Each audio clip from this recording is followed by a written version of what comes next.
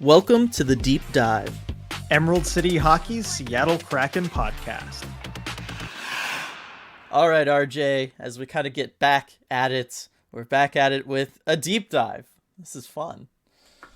It is. It's been long enough. I mean, yeah, it's certainly been a while. There's been quite a bit of demand. I think we've seen when's another deep dive coming, I've heard, but it's now. We've got enough news piling up over these playoff time, enough Kraken news that we actually have some stuff to talk about now. I know that's always the way it goes with the teams that miss the playoffs. Is like the playoffs will start, and everybody, once you get through the exit interviews and stuff, like it's kind of radio silent, right? They're not going to re-sign anybody during the playoffs really until you get towards the draft and free agency. That just isn't anything, unfortunately. But we do have some good stuff to talk about today. However, I do want to start, RJ. Do you know what was a couple days ago? I think it was June 18th. I finally got one of your questions right. I got it. It was like yeah, sure. I'll give you that one. No, it was National Mascot Day.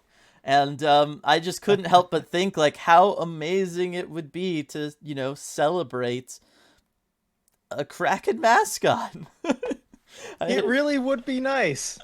We've joked about it. Everybody's been joking about it, but it just kind of hit things home that that just didn't happen for whatever reason. We talked about it over a year ago. As far as our videos, like what we would do. Like I checked our mascot video was over a year ago. Our mascot idea video, like it's been going around, and there's just nothing. I mean, Nerf now has Murph, and the Kraken. I know. Did you see that? Yes, of course I saw that. Come on.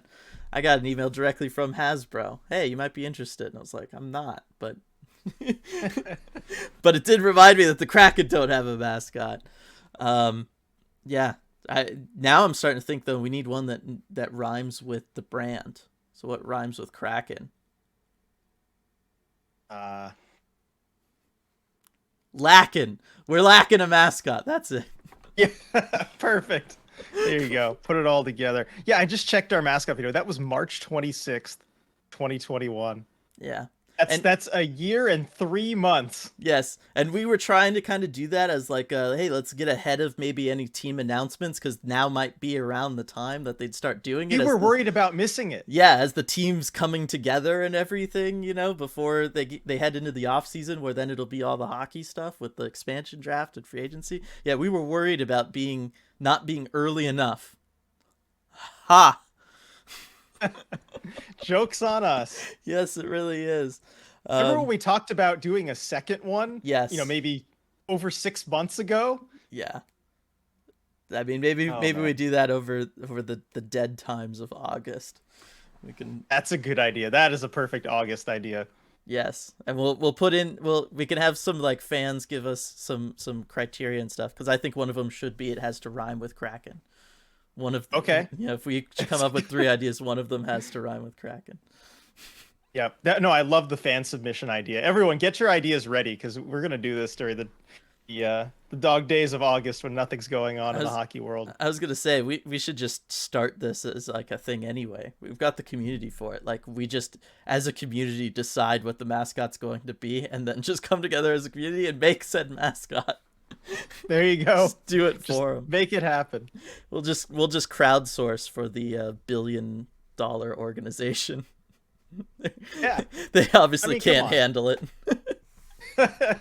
Sometimes if you want something done right or done at all, I guess you've got to do it yourself. Exactly. So, but there is some stuff we got to talk about before we can just get to brainstorming even more great Kraken mascot ideas.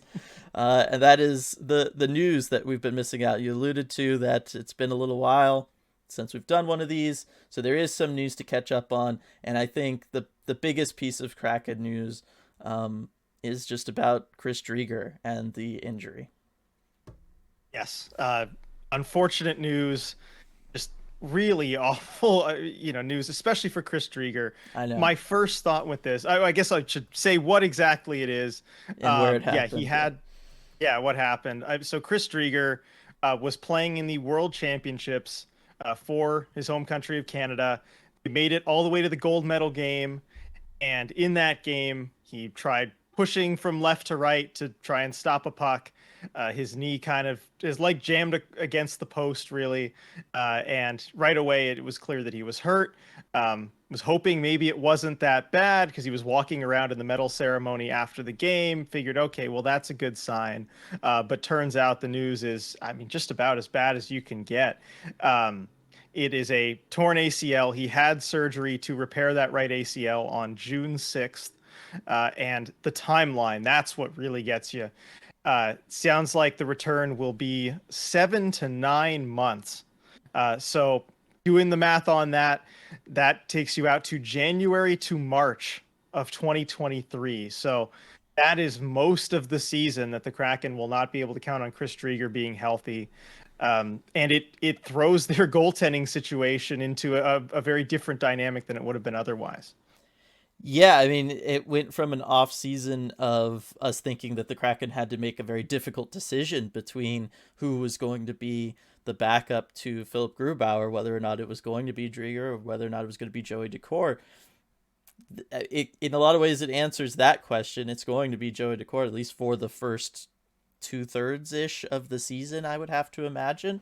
We'll get into the rehab timeline and kind of where I realistically think he could come back in a little bit. But yeah, I mean, we all know the situation with Joey. He's not going to be waivers exempt this year. If they were going to need to bring him up at any point or whatever, he was going to have to pass through waivers. There is zero chance that he was going to make it through waivers in the goaltending needy world in which the NHL operates. So, there was a lot of talk of, okay, one of them probably needs to be traded just because you can't afford to lose Joey for nothing. And you certainly can't hold on to three goaltenders through the course of a season. It limits you too much. And you just could never get them enough playing time and stuff. Like it's a really difficult situation there. So we knew that they were going to probably have to move one of them. We had speculated about the benefits of moving Drieger or moving Daccord, which would be better, but now it doesn't matter because of the situation. It's going to be interesting. There's a couple different aspects to look at it. I guess let's go ahead and we'll stick with Driegers and we'll talk about that. So I was just trying to look up. I was never able to get a clear look at whether or not it was a partial tear or a complete tear of his ACL. And for those of you who don't know, the ACL is one of the ligaments that runs through the middle of your knee. It's right in there. It's a very common athlete injury, mostly though in the sports, the cleat and tennis shoe wearing sports where you're running around and doing stuff like that, because it's one where that ligament will take a lot of it soaks up a lot of energy whenever you try to plant and move laterally. You can even, if you're standing when you're listening to this, if you just kind of put all your weight onto one of your legs and kind of slow motion act like you're gonna push to like make a move to your side, you'll feel all that energy transfer through your core, through everything down your leg. And you could really see how if your foot was planted and you really try to do that explosively, it puts a lot of pressure on certain key points. You can feel it when you do that.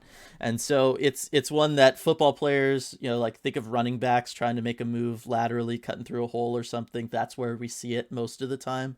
A torn ACL, basketball players, again, anytime you're trying to push off quickly and move laterally, it's just too much for it to handle just because of how it runs through your knee. I'll put up a graphic on the YouTube version of this so people can kind of see where it's at. But there's a big difference between the partial tear and the complete tear as far as how they can fix it and what surgery looks like. Partial tears are much, much easier to deal with. Sometimes it's as simple as just, and again, sorry if this grosses anybody out, sometimes it's as simple as just stitching it back together. Those are the best ones because you can kind of keep everything. Sometimes you'll need to graft from a ligament somewhere else on. But again, if it's a partial tear, it's a lot easier to do that. Complete tears, it depends on how bad it was, how clean the break was, how frayed everything is. Sometimes it's just there is no fixing that, and they just do. They'll pull a ligament out of your arm, and then they'll go ahead and sew that in. They'll anchor it to the bone and everything, and you have a new ligament down there as your new functioning ACL. Those ones, the recovery time, it can vary, but sometimes it takes longer because of that anchoring process to your bone. It's not so much about the new ligament having an issue because it's a working ligament.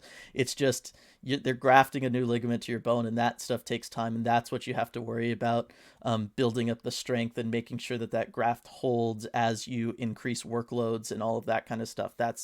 That's where things can get dicey.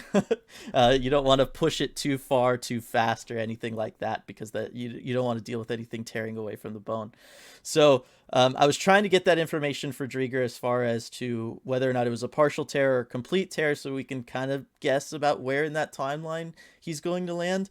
I think just the fact that he's a goaltender, and it makes sense that goaltenders are really the only people who should run into this problem in the NHL because of exactly the situation he was in, right? It's like I talked about. It's an explosive movement thing. You think about him planting his foot and trying to get leverage off of it to push cross crease like that. It makes sense. Everything had to run through his knee and something had to give. This is the weak point, so to speak, for something like that. Because of the fact that he's a goaltender and will have to make movements like that, I think he's going to be held out more towards the March part of the window they gave us rather than the January one. Again, I do not have specifics about his individual case. It's possible that the tear was just a partial tear and they were able just to kind of stitch it back together, and that won't be the case because it's going to be a much easier rehab process. But I just think because of the nature of his position and because of the stuff we talked about earlier, RJ, of you have the extra goalie situation, you know what I mean? Like, it would kind of benefit them to hold him out longer till you can kind of get past the trade deadline. You don't have to worry about the roster size limit, all that kind of stuff. I just don't think we're going to see him in January. Right, and you touched on it there with the roster size limit. It kind of makes sense for the Kraken if it is more on the March end of that, because after the trade deadline, there is no limit on roster size. So you can easily carry 3 goalies if you can just kind of make it to the trade deadline there before Drieger's fully healthy. Now, when it comes to the roster situation, because that's where it has the biggest impact here. We talked about the choice between Daccord and Drieger. That's kind of made now. But it sounded like Ron Francis, at least if you take him at his word in the end of season media availability, was saying that they were not feeling that they were forced to make a decision on that in the offseason. Mm-hmm. He was kind of asked, you kind of need to make a trade there or something? He said, no, well, Driegs is our backup, and then if Joey comes in and has a good training camp, to force us to do something at that point, then we'll make a decision there, which at least made it sound like, okay, they're going to hang on to both these guys, and they're going to risk losing Joey on waivers. I think he even said something to the effect of like, then we maybe risk losing him on waivers, but there's lots of guys you risk losing on waivers. That's just part of, what you go through after. So to me, it sounded like he wasn't exactly sold on Daccord as maybe a potential backup, someone who can take a lot of the workload off of Grubauer. And you look at Francis's position overall this offseason going into next season, I think there's a lot of pressure to win, a lot of pressure that you can't have next season, and like this one did. And I don't know if he feels certain enough that Daccord can go in and be the backup and play enough games to spell Grubauer to where he's comfortable. So it kind of also brings this question, do the Kraken go out and get somebody else? Yeah, and that's going to be an interesting one to look at. Obviously, they don't have anybody in the prospect pipeline that's going to be ready to go. It is going to be interesting because I do think that, yes, we've talked about the struggles Daccord had at the NHL level. Certainly that and kind of how the organization has treated him a little bit too. Certainly with that kind of fiasco for his last call up, didn't quite make sense to start him where they started him. But I get it, and I don't think that he had a ton of confidence, and I don't think that I mean, I don't have a ton of confidence in saying that yes, with Drieger out, Daccord should be playing 30 to 35 games for this team next year. I don't know that he can handle that. I don't know that if the team is trying to be competitive for a playoff spot, that is their most beneficial thing. I think you don't want to overwork Grubauer, that's for sure. You run the risk of doing what kind of happened last year. I just think him playing 60 plus games should not be what the Kraken want. I think we're kind of on pace for that looking at things now.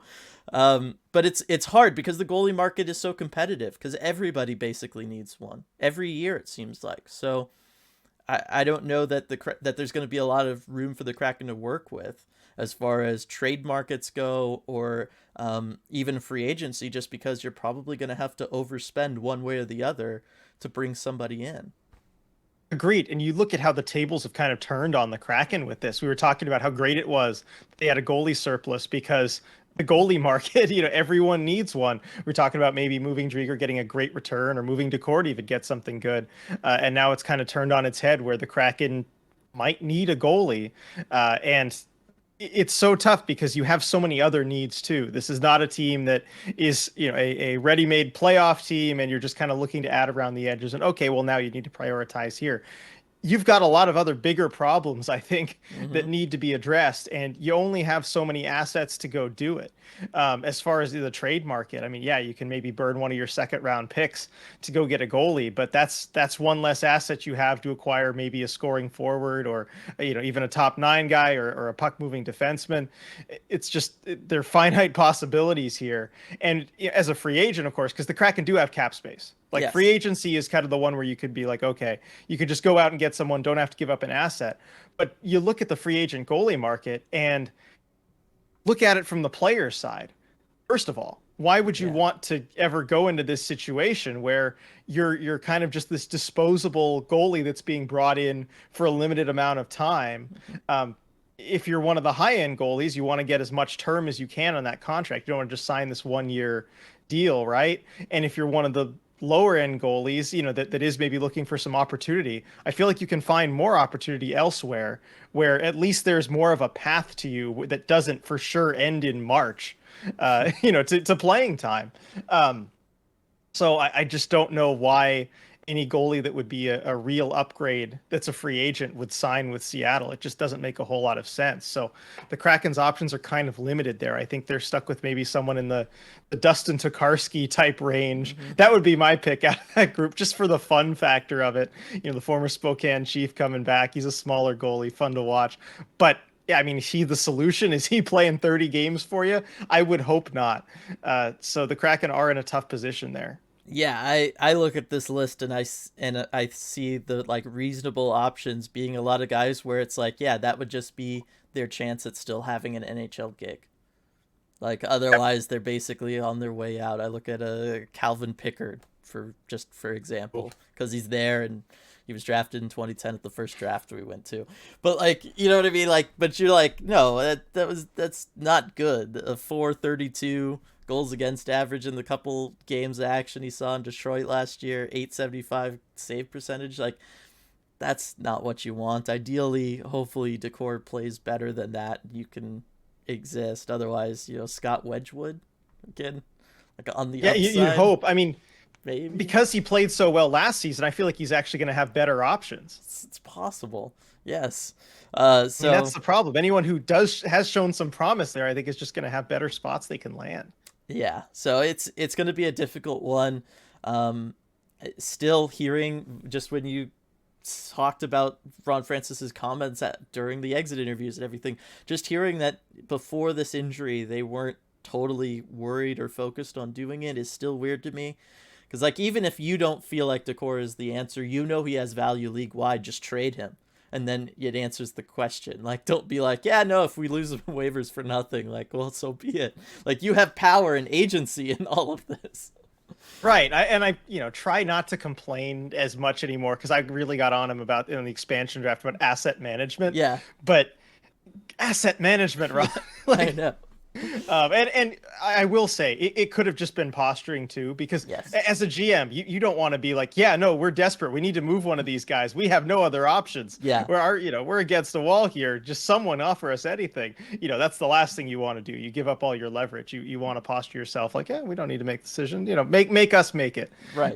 So I get that. So maybe that's wasn't really his real thinking towards it, but still, the way he talked about Decord, especially coming to training camp, yeah, if we lose him, we lose him. Didn't instill me with a ton of confidence, and in how he kind of feels about him. And when you've got a guy who's played 14 games in his NHL career and's got an 878 save percentage, I mean, you can make the argument that that's how he should be talking about him. Yeah. Yeah. No, until it is one of those until you actually, show it. That's just the way it is.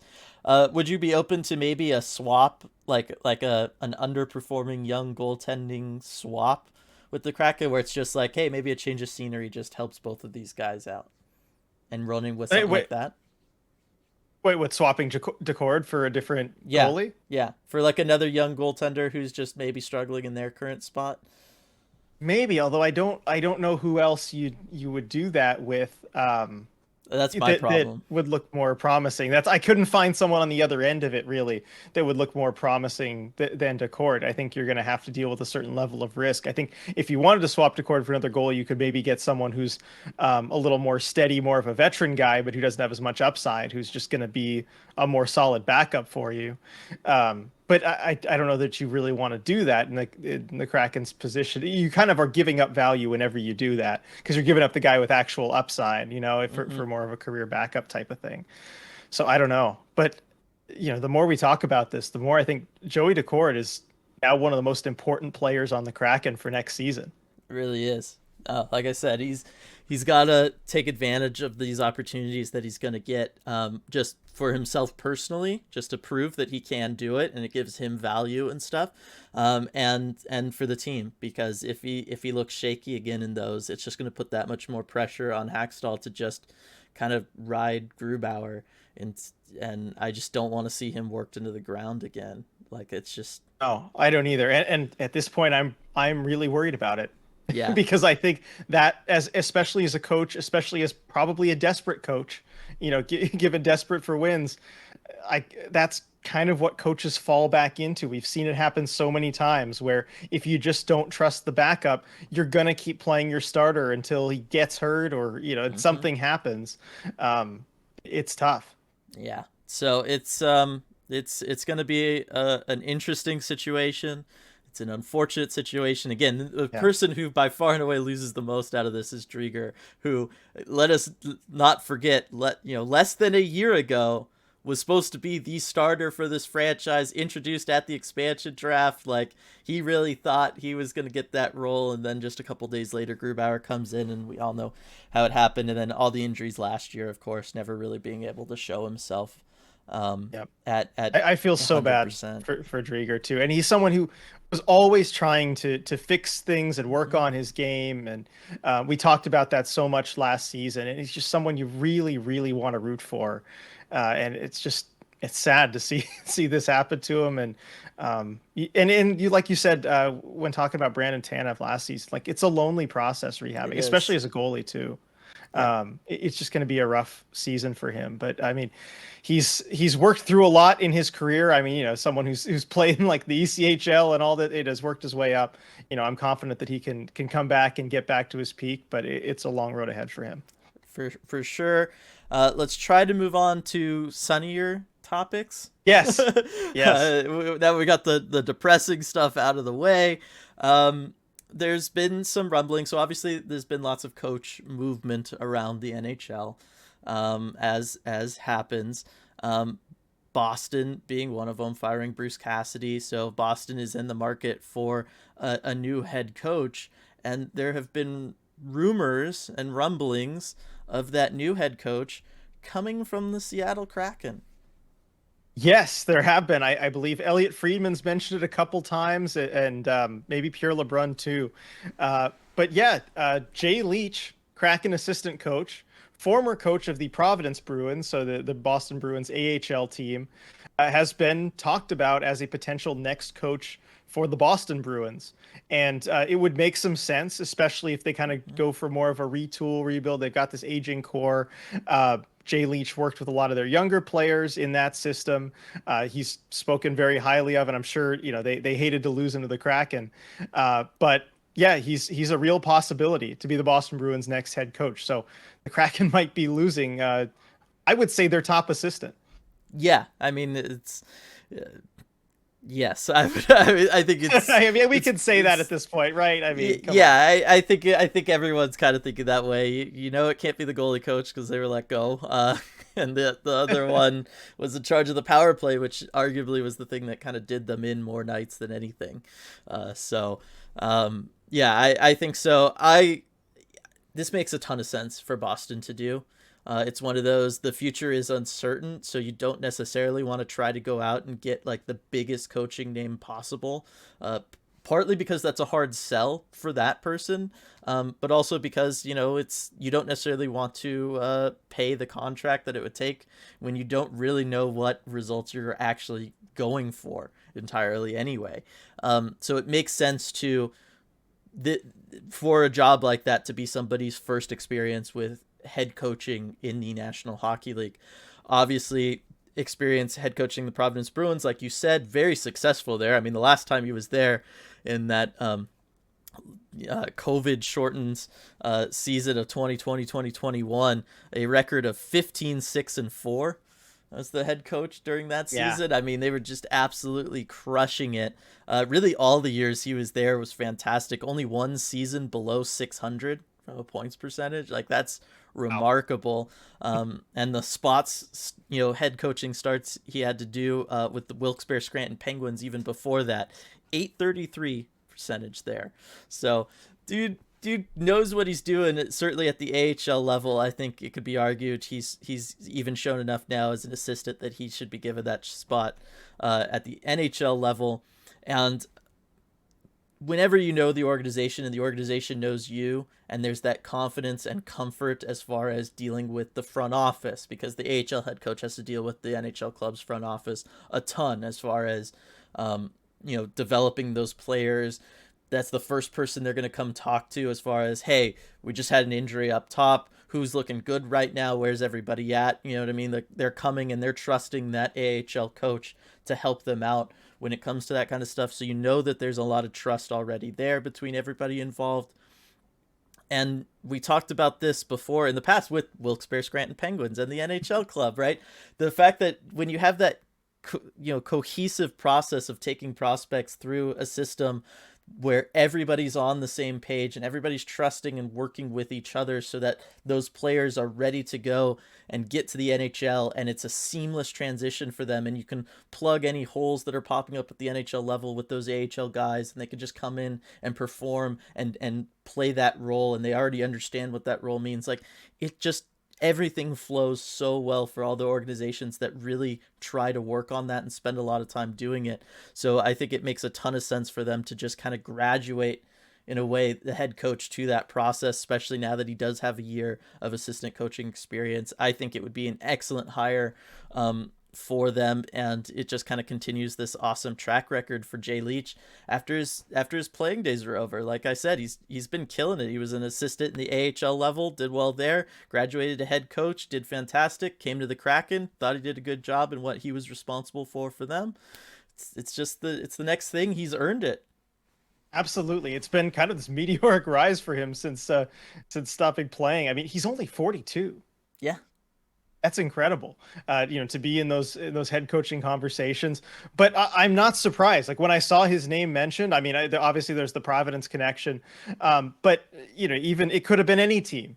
I wouldn't have been surprised to see his name mentioned because he was so well respected with the Kraken, and kind of getting to watch how he operated, day in and day out. Now we don't get to talk to the assistants, in the media availabilities. It's always we get Hackstall, but you watch enough practice and kind of see him out there really kind of taking charge as far as mentoring players and being that kind of hands-on. In a lot of ways, the assistant coaches have more of an opportunity to do that than the head coach. The head coach kind of has to look at the bigger picture. The assistant coaches really get to work one-on-one with some of those players. And we heard the great reviews from Kraken players. I mean, Hayden Fleury, I think, called him the best D coach he's ever had. And that's, someone who's received a lot of coaching, a lot of high quality coaching, over his career getting to this point. And, when players speak that highly of an assistant like that, and often unprompted too, I mean, they make sure to bring that up. It's no surprise to me that he's going to, I think he will be a head coach in the NHL one day, whether it's this job or something else. And, it's tough potentially for the Kraken to lose an assistant, especially one who's so highly regarded. But when it comes to things like this, I think you've just got to give credit to the Kraken for kind of identifying him in the first place as someone to bring in. Yeah. Having your eyes on guys who are having this rise in the coaching ranks and bring in good people to the organization. It's never a bad thing, even if you only have them for one season and lose them. Tis better to have loved and lost, Yes. Always better to bring in talent than to, forego that with, risking that you might lose them. So good on Jay Leach being in these conversations. We'll see if he gets the job. If he does, then we'll have a whole other conversation about, okay, well, who did the Kraken bring in to replace him? Because that's going to be very difficult. In one sense, you're maybe hoping the Kraken don't lose him, but in another, you just want the best for Jay Leach. Exactly. And I think, his success working with the defense, it's very evident. Just watch, games 1 through 5 and then watch the last 5 games of the season, at least for the guys who weren't hurt at that point. But you know what I mean? But we talked about Vince Dunn early on in the year. I mean, he was pinching up at terrible times. There was a lot of nuances of the NHL game and being in some of the roles that the Kraken were putting him in, that he had kind of graduated to coming to the Kraken from St. Louis. His game just got infinitely stronger over the course of the year. And, Jay Leach was a part of that. Say Carson Soucy had tons of potential coming in, did lots of stuff well, but there were some hiccups here and there that we were seeing. Again, all those things ironed out over the course of the season by Jay Leach. And obviously the players also talked about Adam Larson helping with that kind of stuff. But I think a lot of it goes to that. And, you mentioned he's only 42. This is exactly what we were talking about on that last Red Glare, the endless recycling of coaches.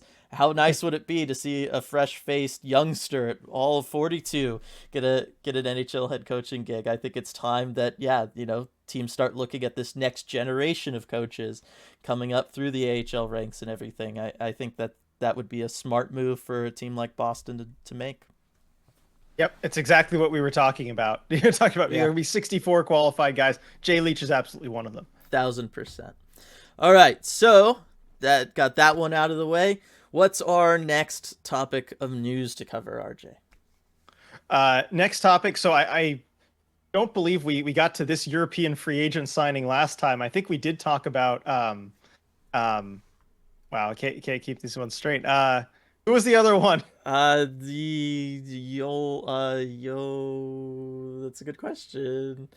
This is bad. Pause for time. I mean, this is your fault for skipping. This wasn't the script I was given. We had a different news thing first. Okay, what was that? Let's go to broadcast rankings. That's right. The broadcast rankings. How could I forget? So okay, The Athletic. Oh man, the orders of things in the script. It's great. The Athletic released their annual broadcast rankings. Gosh, when was it? It was like a week ago? 2 weeks ago, a week and a half ago. Yeah. So anyway, The Athletic released their broadcast rankings, and this is the first year that the Kraken were involved, which is very exciting. And I always like to look at these broadcast rankings because you get comments too, like they have comments from fans. And I think usually they're pretty on point. And the Kraken did very well, didn't they, Dylan? Yeah, they did remarkably well. For those of you who are not Athletic subscribers and stuff, weren't able to see the article, I believe the Kraken broadcasting team finished second.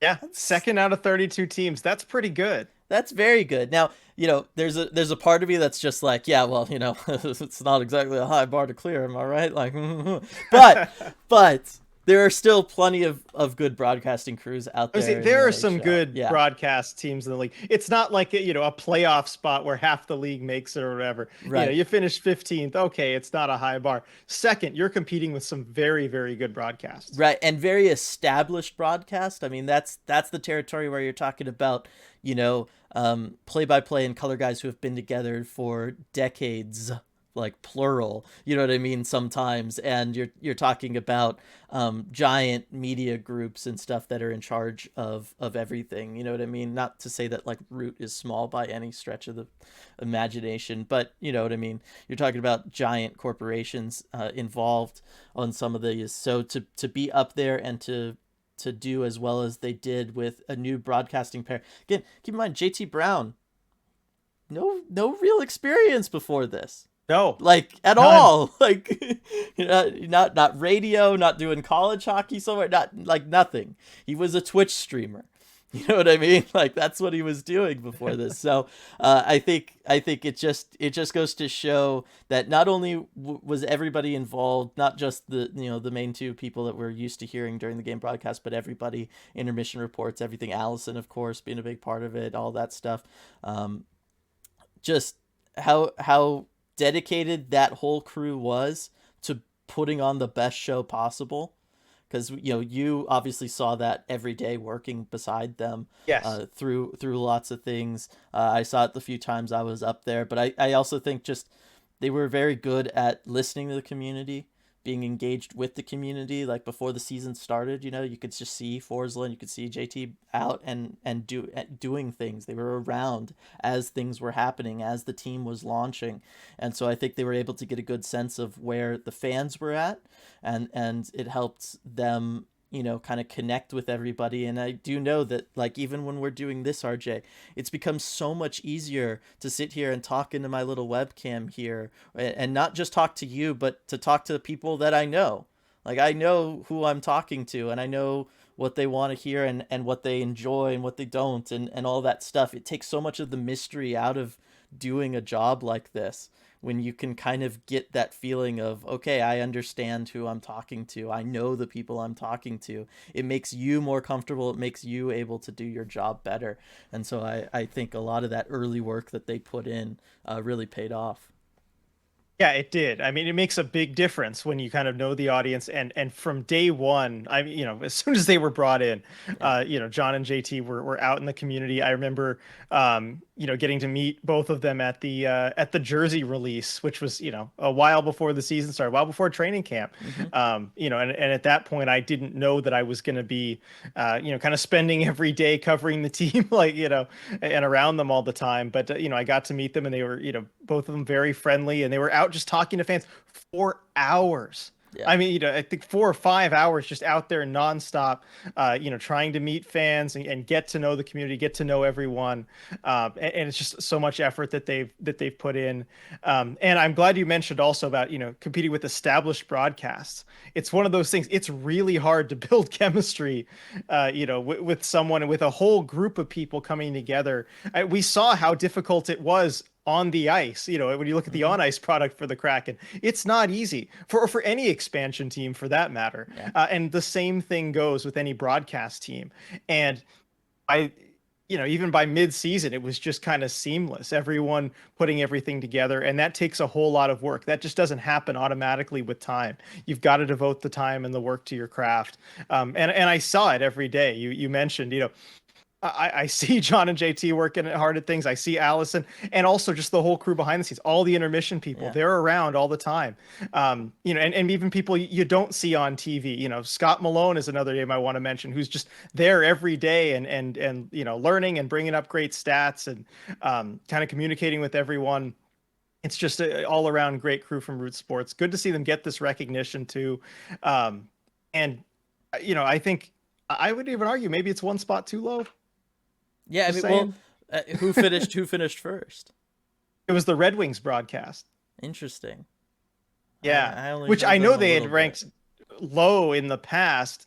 Homerism was one of the things that was talked about a lot. Yeah. A lot of the comments kind of said they got they got better as the team got worse. There maybe wasn't as much at stake, and so they leaned Loosened off up. the homerism a Yeah. little bit, started kind of, I don't know, telling more stories. And it's not a broadcast that I would expect to No. be at the number one spot.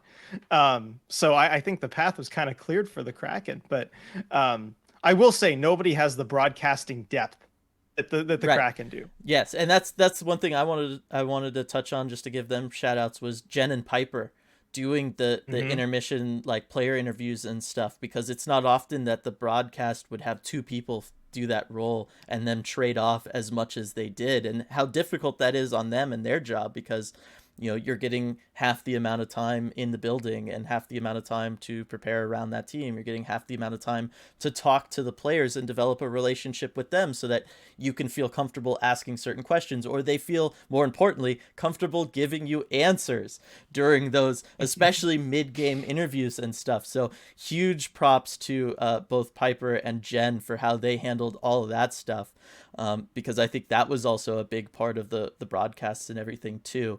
And again, it speaks to the depth that you said, the fact that they could rotate the two of them doing that position, the fact that your intermission crews were rotating people in and out a lot, and the broadcasts were staying of the same quality.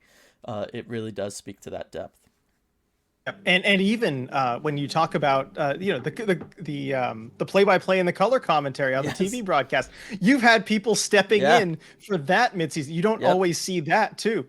Yeah. With Everett Fitzhugh stepping in and doing play-by-play. Right. With Forsland out and doing a fantastic job.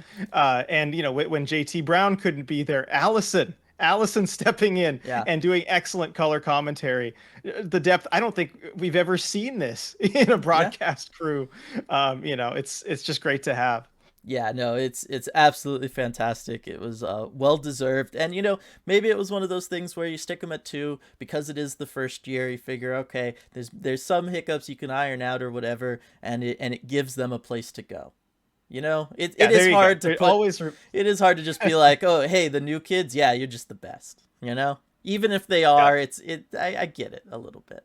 We saw what that did to Vegas, that kind of early success. Don't want Yeah. it getting too Got too much. got to stay hungry. You know what I mean? You gotta Hmm. you gotta really Yeah. like work and earn it. But I think that this is still a lot, and I hope that everything kind of continues the way it was. Just because I hope this is they see it as hey, we did a good job. Like let's keep this going. No need to like shake anything up, please. Like I don't want that. Exactly. This is one where I'm okay kind of being selfish or whatever.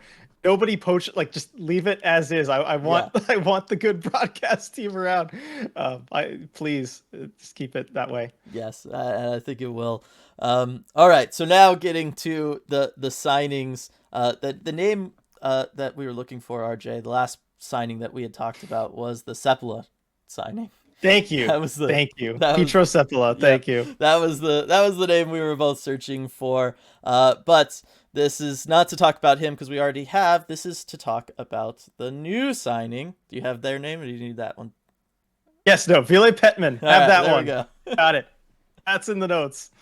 Um, yes, so Ville Petman, he's a 22-year-old Finnish forward, Mhm. 5'10", 180. And he kind of had this offensive explosion that I think really kind of came out of nowhere if you just look at the counting stats last season. In the Finnish Liga, went from 2 points in 40 games 2 seasons ago to 39 points this past season. So something clicked for him. It's hard to tell exactly what, because we don't have a lot of film. We tried looking for some Yeah. video of this guy. I think we only found one goal's worth of video. Yeah, Is that correct? Have you seen more than that? No, I have not. I've seen that So that we're one goal several times though. hmm So we're kind of left to guess a little bit more. I'm confident that the Kraken's European scouts have seen more than that, and have seen something that they liked. But I say this every European free agent signing, always a good idea. No risk to it. And this is something that we're probably going to see even more of going forward, just because the Kraken do have to fill out an entire AHL roster in Coachella Valley. I would expect Petman to kind of go there first. Sounds like that's what the organization expects for him too. And we could really see what he can do on North American ice. Right. Yeah, first off, I also gotta assume you're just loving the fact that all these signings are also Finnish. Yes, I do love me some Finnish hockey. In all the international tournaments and stuff, they're the country I root for aside from USA. So love to see these Finnish signings. Can never have too many Finns. Exactly. So I do want to touch just about the offensive explosion that he had this year. Obviously, his shooting percentage jumping from 2.2% to 11.8 will obviously kind of do that for you just a little bit. I'm on the Liga website right now. I was hoping to get ice time because I really, really, truly believe that this is one of the kind of classic European examples of they give out ice time there based on seniority. You know what I mean? Yep. And so this being his fourth year in Liga, it just makes sense that he probably, a lot of this is just because he's getting actual ice time now.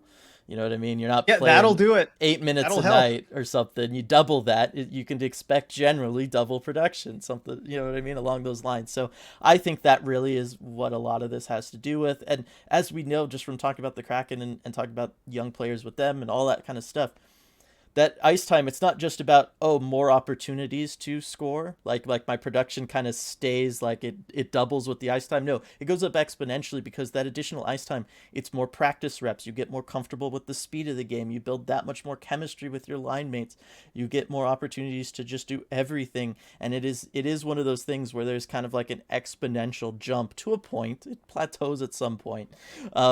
But unlike RJ's constant graphs that always just lead to like decay and everything falling off, these are ones that, it leads to significant jumps. And so I think that's very much something that kind of happened here with Petman. And so I'm excited to see kind of then what that translates to for the AHL. Obviously, Kraken have to fill a whole roster this year.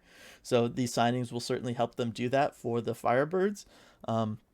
But excited to see, how much time they can give him and what he does with it. Yeah, he's going to have opportunity. And, when you look at the shooting percentage, maybe it's not 2, maybe it's not 11, but 11 feels more sustainable than 2. Yeah, 1,000%. So much more. That's like Jonas Donskoy territory is 2%. Yeah, it's ridiculously low. Even the year before that, he had 2 goals in 40 games. That was 5.9%. Like that's more in line with somebody who's playing but not getting a lot of looks, Yeah. Like again, shooting percentage especially. If you're playing like 8 minutes a night or something, you're maybe getting one good shot look a game. It's hard to make adjustments or get into a groove at all doing that. And so easy for those streaks to go down. Yeah, when your shooting percentage is around the fat content in your milk, you know that you're due for some positive regression. Well, that's a good one. How long you been hanging on to that one, RJ? About 15 seconds, but I need to make sure to get it out there. Oh, that's a really good one. Stick that one on a shirt and sell. Merch Go. link in the description Merch, below. plug the merch. Oh man, RJ. So we were worried about time, but you know what? We're closing in on 50 minutes here. We did pretty darn good. Yeah, we did. You know what? Of course, you telling me before we start recording. Oh yeah, we're gonna be 20 minutes. We're not gonna hit anything. Yes. Look at that. We found a way to talk about things. We are. Look at how much time my misorder of the things and not having the prospect name ready. Look how much time that got us. That was at least a minute, I'm sure. I was gonna say we finally fulfilled the prophecy that our respective mothers have complained about us. We are time wasters. Can officially say it. Yep. And you know what? It's good. We are wastes of time. Yes. Let's go. And you know what? I have one more thing I want to bring up and talk about. Let's talk about real quick because it's just a quick hit kind of thing. Yeah. So those of you who check Instagram every day and follow all the players, you may have noticed something interesting the other day. Mm-hmm. And now on the Discord, we'd had some people asking a few days ago, would the Kraken sign PK Subban? Now he is an unrestricted free agent. coming up, and we had a nice conversation about that. Looked at the pros and cons, as happens on the Discord. Again, plug in the Discord. Like if you're not already on there, go check it out. Great hockey conversations every single day where we get to talk about this stuff. But anyway, that conversation kind of came and went, and Subban is someone that maybe right-handed D, third pair, whatever. But interesting thing on Instagram, PK Subban yesterday was hanging out with a couple Kraken players, Daniel Sprong and Matty Beniers. Yeah. So that was kind of cool to see. It was very cool to see. I believe they were at an F1 event, right? Yes, they were at an F1 event. That was all about. And I'm Formula trying to... One, very popular now. Yes. It's amazing what a Netflix show will do to you. Are you listening, NASCAR? Please. We're gonna. I meant to mention this earlier when we were talking about the ACL thing. The fact that you said you were hoping it wasn't so bad because you saw Drieger walking around. You can 1,000% walk around on an ACL. In fact, in like older patients that'll tear an ACL or something, they'll just leave it because as long as it's not too bad, like you can just exist. Yeah. If you're not looking to be an athlete, you don't necessarily need it. So just want to talk about that. Denny Hamlin did a whole NASCAR season with a torn ACL once. Didn't Joe Thornton played a great. playoff series on it. Yeah, it's skating. I mean, we would talked not about recommend that. No, we talked about that with Tanev. You know what I mean? Like as a skater, it's not as big a deal in hockey because it's not quite the same movements and stuff because you're skating, not running and planting. There's not as much lateral movement. Don't tell Cale McCarr that. He's made a whole career on it. But so just want to throw that out there. But yes, getting back to this other thing, I'm trying to find the picture too because I think it was Matty Beniers who was in that sweet Reebok shirt. Like I saw that shirt and I was like, I have never seen that Reebok shirt before, but that looks dope. Yeah, let me take a look. I think I saved it. Yeah, it was that Reebok shirt. Yeah, that was Matty Beniers. That is a cool shirt. Yeah, I thought that was a really dope one. I'll throw up the picture again on the YouTube version of this just so everybody can see the shirt that I'm meaning. But it's interesting. NHL community, it's a small community. It's a small world. We know that for various reasons. We know that from our own personal experience. Players, all tight-knit group. I mean, you look at Matty Beniers' Instagram page, the last post was him hanging out with Trevor Zegras not that long ago too. So it's one of those things, everybody likes hanging out with each other. But yes, if the rumblings, at least amongst fans wanting Subban, here's an example of they can at least get along. Like that's something. Yeah, no, it certainly doesn't mean anything as far as what the GMs decide to do. Yeah. We see, the Kraken are not bringing in Trevor Zegras, but it's good that they get along. It would be a good start there. I think in terms of just knowing some people, getting along with people. And with Daniel Sprong, of course, being an RFA, good to see he's getting along with Matty Beniers. That's probably smart on his part there. But yeah, good to see them hanging out. And I think PK Subban on his Instagram had a post that just with Matty just saying, next gen, you're up. So game recognized game. Yeah, I mean, hey, Matty more than earned it in that 10 games. So excited to see that. It's going to be such a fun...